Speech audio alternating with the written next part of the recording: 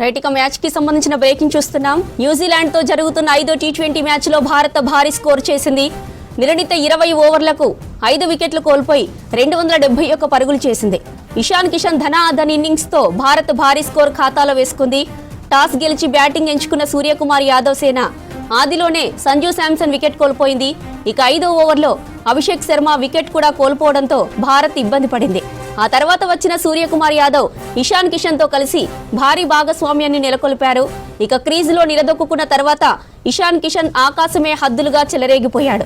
43 బంతుల్లో 6 ఫోర్లు 10 సిక్సర్లతో 103 పరుగులు చేసి కివీస్ బౌలర్లకు చుక్కలు చూపించాడు.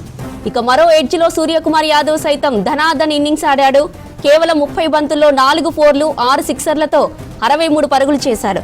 ఇక 3వ వికెట్ కు ఈ జోడీ 185 పరుగులు జోడించింది. 15వ ఓవర్లో సూర్యకుమార్ యాదవ్ అవుట్ అవగా తర్వాత వచ్చిన ఆల్రౌండర్ హార్దిక్ పాండ్యా సిక్సర్లతో చెలరేగిపోయాడు.